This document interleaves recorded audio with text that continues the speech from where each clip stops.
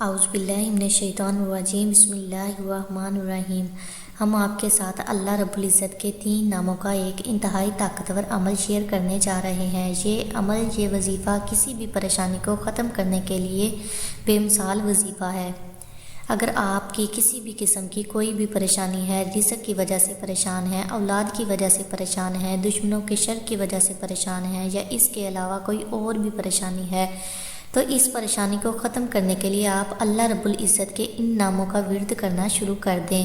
چند دن آپ یہ عمل کریں، انشاءاللہ آپ کی بڑی سے بڑی پریشانی اللہ رب العزت اپنی رحمت سے ختم فرما دے گا۔ طریقہ عمل: آپ نے یہ وظیفہ پڑھنا کیسے ہے؟ وظیفہ پڑھنے کا طریقہ کار اچھی طرح سن لیں اور سمجھ لیں۔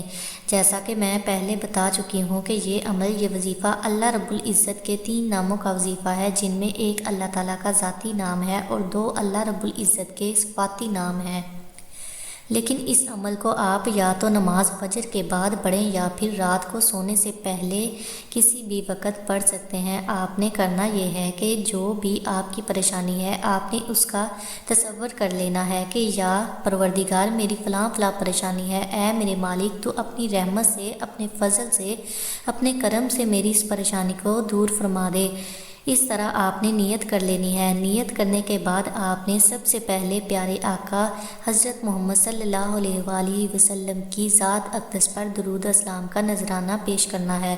اب جب آپ درود پڑھ لیں تو درود پاک پڑھنے کے بعد آپ نے اللہ رب العزت کے یہ 3 نام پڑھنے ہیں: یا اللہ، یا وہاب، یا عزیز۔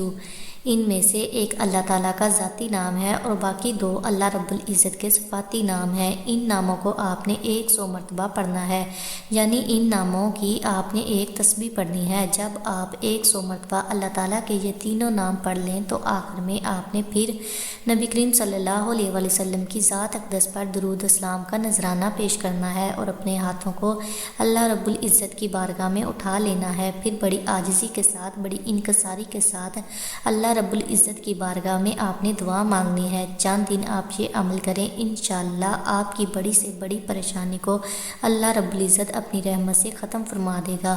اگر ویڈیو اچھی لگی ہو تو پلیز لائک کریں اور چینل کو سبسکرائب کریں۔